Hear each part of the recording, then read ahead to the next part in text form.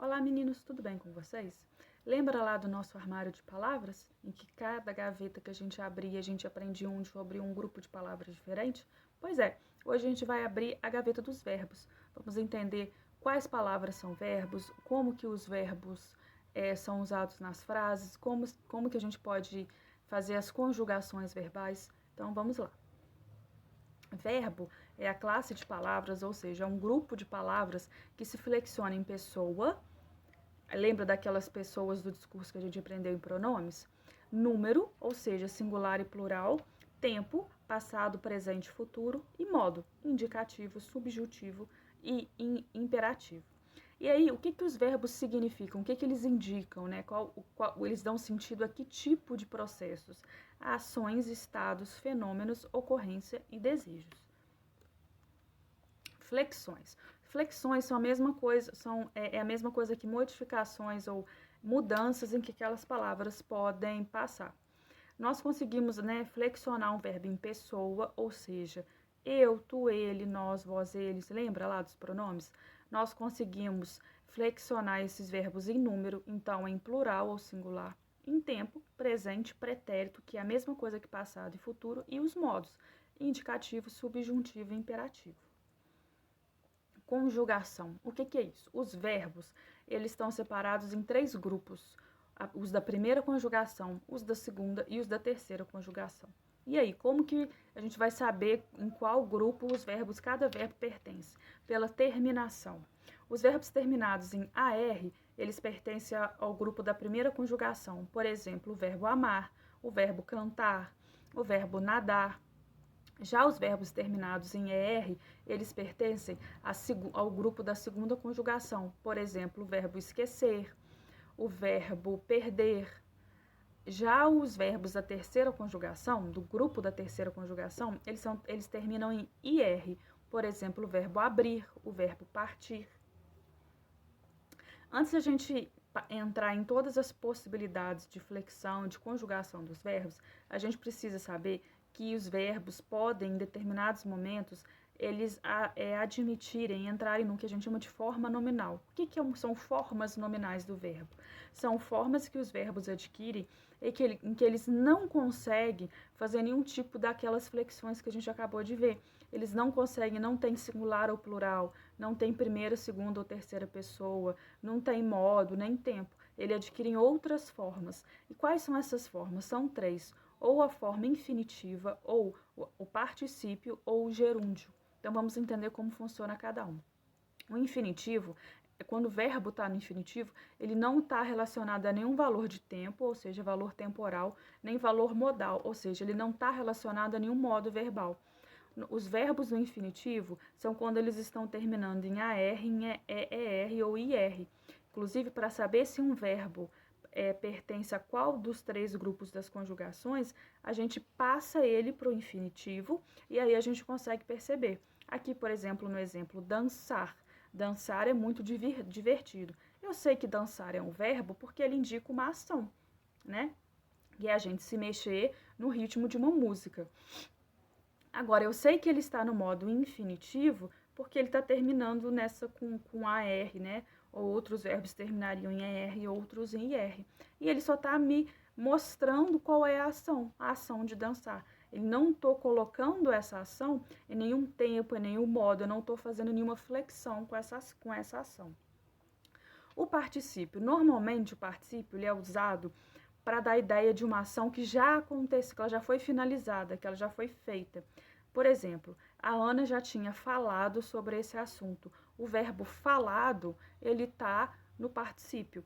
Eu sei que o verbo falado, né, que vem do verbo falar, ele é um verbo porque ele está nomeando uma ação, né? A ação de falar, de proferir palavras, que é uma das habilidades que a gente tem.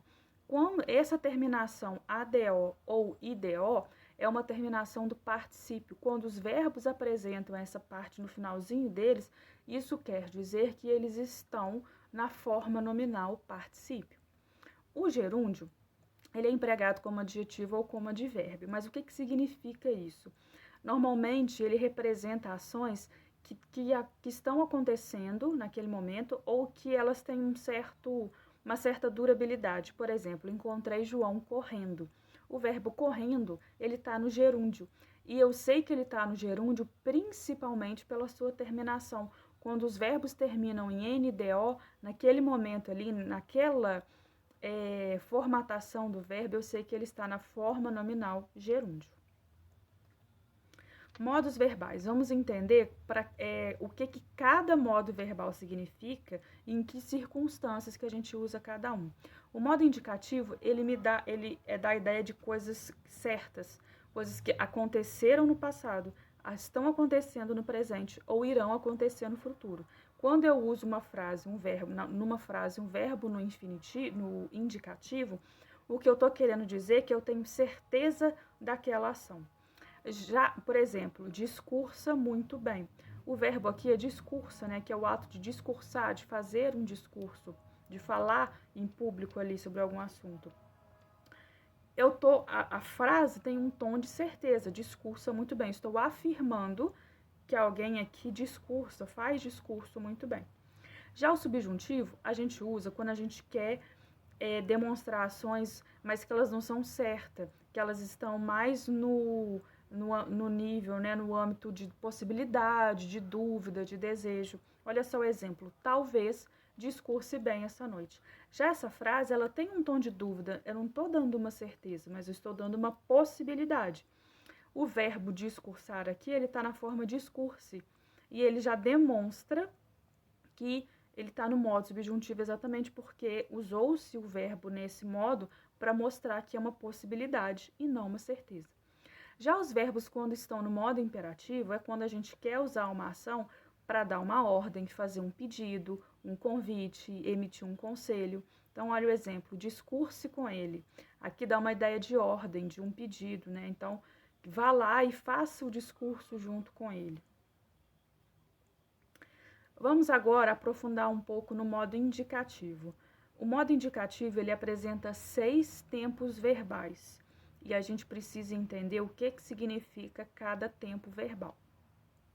Nós temos o presente, que como o nome já diz, é aquilo que está acontecendo no momento em que a gente está usando o verbo. E nós temos 3 pretéritos, ou seja, 3 passados. Cada um tem um significado um pouco específico. O pretérito imperfeito, que é esse segundo tempo verbal que aparece na tabela, ele dá a ideia de ações que aconteceram no passado, mas tinham uma frequência. Ou ações que começaram no passado e não terminaram. Então, por exemplo, se eu falo assim, quando eu era criança, eu estudava todas as manhãs. O verbo é estudava, dessa frase. Isso, quando eu falo que eu estudava, qual que é a ideia que me passa? Que isso era uma ação longa, que era frequente, que não foi um dia eu estudei e pronto, acabou. Que eu fiz isso muitas vezes no passado. Já o pretérito perfeito, ele é usado para ações que começaram e terminaram no passado, ou ações pontuais. Então, eu posso falar assim, aos 9 anos eu quebrei meu pé.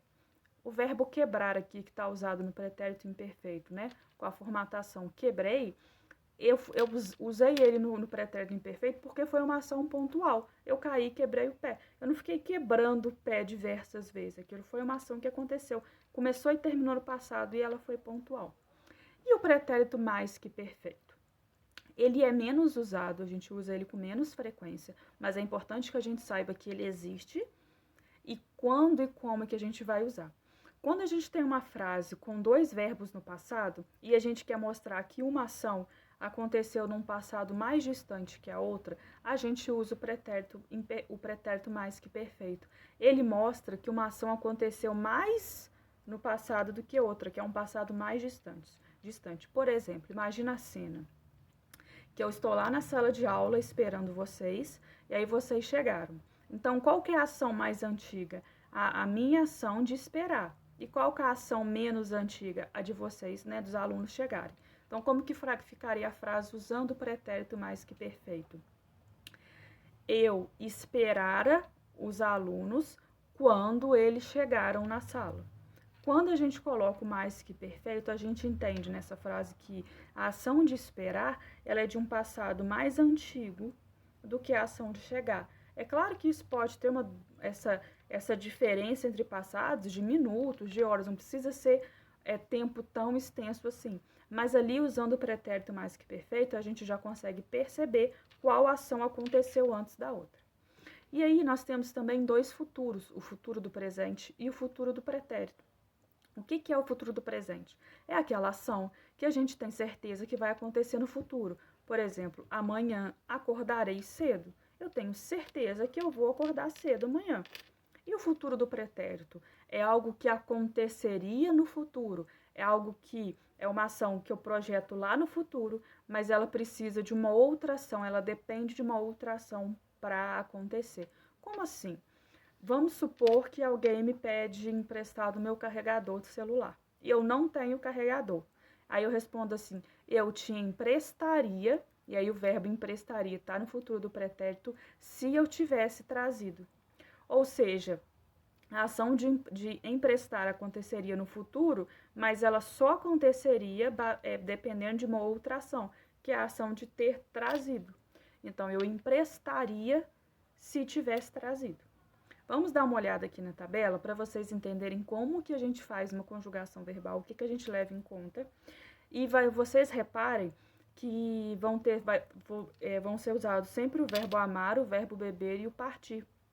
E com qualquer outro verbo da primeira conjugação, ou seja, terminado em AR, da segunda conjugação, terminado em ER, da terceira conjugação, terminado em IR, a gente vai manter o mesmo final. Olha só, no presente, eu amo, tu amas, ele ama, nós amamos, vós amais, eles amam. Vamos supor que eu quero fazer a conjugação do verbo cantar no presente. Observe como que o final bate com o final do verbo amar. Eu canto, tu cantas, ele canta, nós cantamos, vós cantais, eles cantam. Percebeu que o finalzinho do verbo se mantém? Isso vai valer para todos os tempos verbais. Então, vocês têm a referência aqui do verbo amar, do verbo beber, do verbo partir. Ah, eu quero conjugar o verbo nadar. Olha a tabelinha lá do verbo amar e é só você manter os mesmos finais. Então, o pretérito imperfeito, eu amava, tu amavas, ele amava. Nós amávamos, vós amais, eles amavam. Pretérito perfeito, eu amei, tu amaste, ele amou. Nós amamos, vós amastes, eles amaram. Pretérito mais que perfeito, eu amara, tu amaras, ele amara. Nós amáramos, vós amareis, eles amaram. Futuro do presente, eu amarei, tu amarás, ele amará, nós amaremos, vós amareis, eles amarão. Futuro do pretérito, eu amaria, tu amarias, ele amaria, nós amaríamos, vós amaríeis, eles amariam.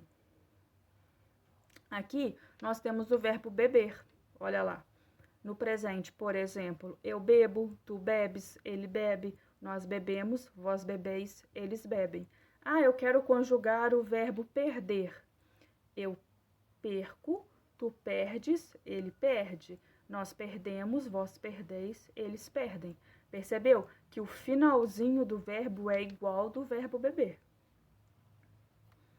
E aqui do verbo partir. Vamos ler aqui, por exemplo, o pretérito perfeito. Eu parti, tu partiste, ele partiu.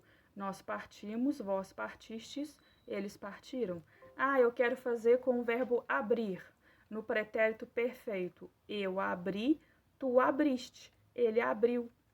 Nós abrimos, vós abristes, eles abriram. A mesma lógica. Qualquer verbo pertencente à terceira conjugação, ou seja, qualquer verbo terminado em IR, vai obedecer às mesmas terminações que estão aqui na tabela baseada no verbo partir. Agora, a gente vai dar uma olhada no modo subjuntivo. Se o modo imperativo era o modo que me dava certeza no passado, no presente ou no futuro, o modo subjuntivo é aquele que me dá a ideia de possibilidade, de dúvida, de hipótese. E o modo subjuntivo, ele tem 3 tempos verbais, o presente, o pretérito imperfeito e o futuro. E aí vocês vão reparar que antes da pessoa, primeira, segunda, terceira, eu, tu, ele, nós, vós, eles, a gente insere umas palavrinhas, isso é comum no modo subjuntivo. Então, como que fica o presente do verbo amar? Que eu ame, que tu ames, que ele ame, que nós amemos, que vós ameis, que eles amem. E o pretérito imperfeito? Se eu amasse, se tu amasse, se ele amasse, se nós amássemos, se vós amasseis, se eles amassem. E o futuro?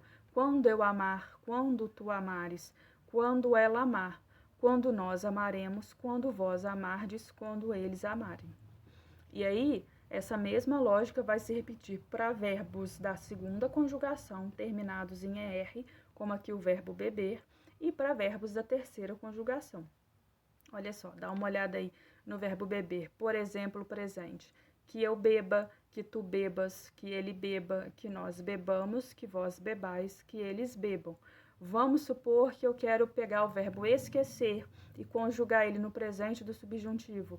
Que eu esqueça, que tu esqueças, que ele esqueça, que nós esqueçamos, que vós esqueçais, que eles esqueçam. Ou seja, o final do verbo se mantém. E aqui o verbo partir. Vamos olhar, por exemplo, para o futuro do subjuntivo do verbo partir. Que eu, quando eu partir, quando tu partires, quando ele partir, quando nós partirmos, quando vós partirdes, quando eles partirem. Ah, eu quero fazer com o verbo inserir. Quando eu inserir, quando tu inserires, quando ele inserir, quando nós inserimos, quando vós inserirdes, quando eles inserirem. Todos os verbos da terceira conjugação terminados em R vai seguir as mesmas terminações do verbo partir e qualquer outro verbo da terceira conjugação nos tempos verbais do modo subjuntivo. Agora, vamos ver para o verbo, para o modo imperativo. O modo imperativo, ele está dividido em imperativo afirmativo e negativo. Por quê? Porque a gente não consegue dar uma ordem, um pedido, um conselho, nem no futuro e nem no passado. A gente só consegue fazer esse processo no presente. Então, não tem porquê a gente separar o modo imperativo em tempo verbal. Mas existem algumas mudanças quando eu uso o verbo no imperativo numa frase afirmativa, quando eu uso numa frase negativa. Outra coisa interessante é que no modo imperativo a gente não tem a primeira pessoa do singular, a gente não tem eu, porque não tem como dar uma ordem em primeira pessoa. E aí talvez você esteja pensando assim, claro que tem. Às vezes eu me dou ordens, tipo, Bárbara, vai lá, faz isso, trabalha, acorda. Sim, mas quando você faz esse processo, repara que você se coloca na terceira pessoa, você fala até o seu próprio nome. Então, isso não acontece na primeira pessoa. Então, olha só como que funciona o imperativo afirmativo. E aí, existe um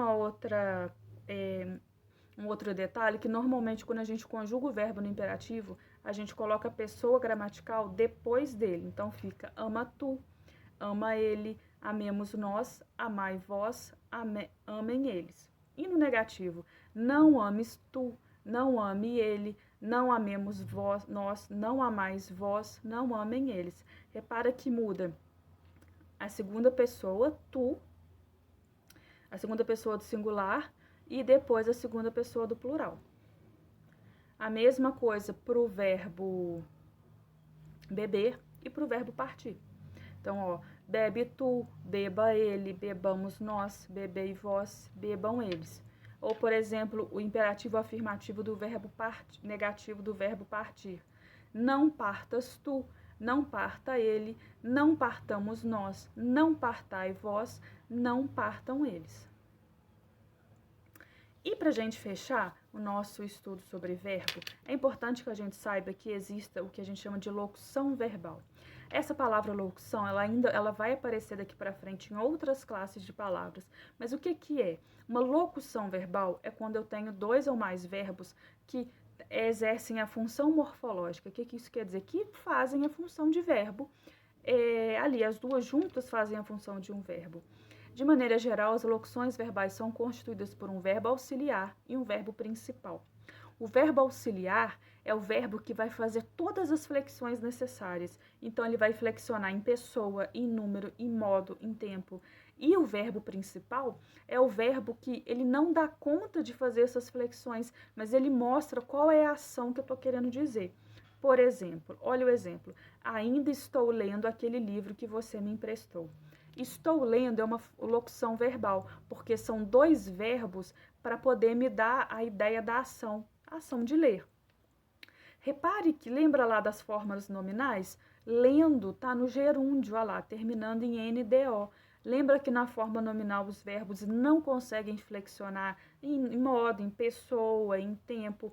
Então, ele precisa de um verbo auxiliar que faz todas essas flexões para fazer sentido, tanto o que significa a ação, mas o tempo, o modo, a pessoa dessa ação. O estou, o verbo estar, ele é que faz todo esse processo. Então, ele está na primeira pessoa do singular, do modo indicativo no tempo presente. Ele fez a flexão e o verbo lendo me mostrou qual é a ação. É a ação de ler. Aproveite para fazer os exercícios da plataforma. Tem bons exercícios sobre verbos e que vão ajudar vocês a treinar, a reconhecer verbo, a reconhecer conjugação. Esse assunto também está na apostila de vocês, então façam os exercícios da apostila também. E até a próxima aula.